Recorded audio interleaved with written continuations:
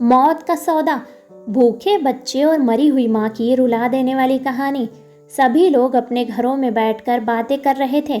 बेचारा दीनू, अब तो उसके खाने के भी लाले पड़ जाएंगे। पहले तो दोनों पति पत्नी मिलकर मजदूरी करके घर चला लेते थे, अब तो अकेला ही मजदूरी भी करेगा और बच्चों को भी संभालना पड़ेगा। कोई बात कर रहा था, अब बच्चों का क्या होगा, कौन देखेगा उन्हें। बस इन्हीं सब बातों में रात गुजर गई और सुबह होते होते तो दीनू के घर पर लोगों का जमघट लगना शुरू हो गया। चल दीनू, उठ, अंतिम संस्कार की तैयारी कर। ऐसे बैठकर रोने से कुछ नहीं होगा, वो तो चली गई, अब जो रीति रिवाज है उसे तो निभाना ही पड़ेगा। जल्दी संभाल ला और सब कुछ जल्दी से निपटा दे। गांव के बिरजू काका ने ये कहा तो सब लोगों ने भी हाँ में हाँ मिलाई। जल्दी जा और अंदर से पैसे ला कर दे ताकि हम लोग सामान लेकर आएं। और उधर से आते हुए पंडित जी को भी कहते आएंगे, हवन पूजन भी तो करवाना होगा और उन पंडितों को भोजन वगैरह भी करवाना होता है। अब तो 11 दिन तक काम ही काम है, यूं हाथ पे हाथ धरने से कुछ नहीं होगा। दीनू सबकी बात सुने जा रहा था, पर वो किससे कहे कि उसे जितना दुख अपनी पत्नी के जाने का है, उससे कहीं ज़्यादा दुख इस बात का है कि ये 11-12 दिन के कर्मकांड के लिए उसके पास पैसे नहीं हैं। उसके पास तो अपने बच्चों को खाना खिलाने तक के भी पैसे नहीं हैं। वो ये सब कहाँ से करेगा। जो कुछ था वो सब उसकी पत्नी की बीमारी में खर्च हो गया।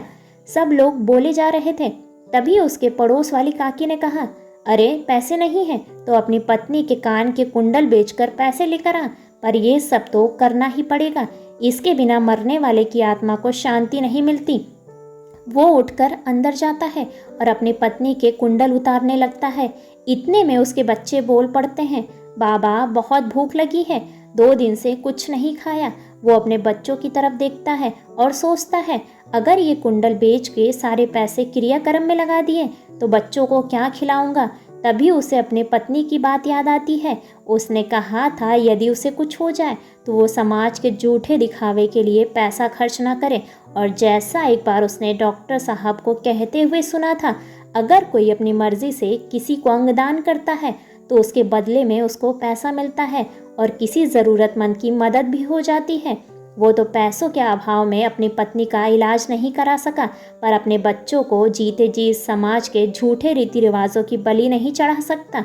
वो अपने पत्नी की देह को डॉक्टर साहब को दान कर देगा, इससे उसे पैसे भी मिल जाएंगे और किसी का जीवन भी बच जाएगा। और फिर उसकी पत्नी की भी यही इच्छा थी।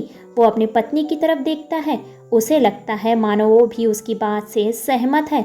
वो उसका माथा चूमता है और उसको प्रणाम करता है और बाहर जाकर हाथ जोड़कर कहता है, आप सभी लोग हमारे यहाँ दुख में सम्मिलित होने आए, आप लोगों का बहुत बहुत शुक्रिया, लेकिन मैं ये रीति रिवाज पूर्ण करने में असमर्थ हूँ।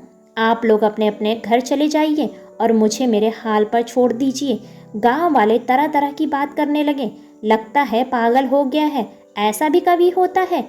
चाहे जो कुछ भी हो, खुद को गिरवी रखकर भी लोग ये 12 दिन का काम तो करते ही हैं। आखिर ये तो पत्नी थी, इतना भी नहीं कर सकता, कैसा मर्द है, चलो हमें क्या। लोग तरह तरह की बातें करते हुए चले जाते हैं।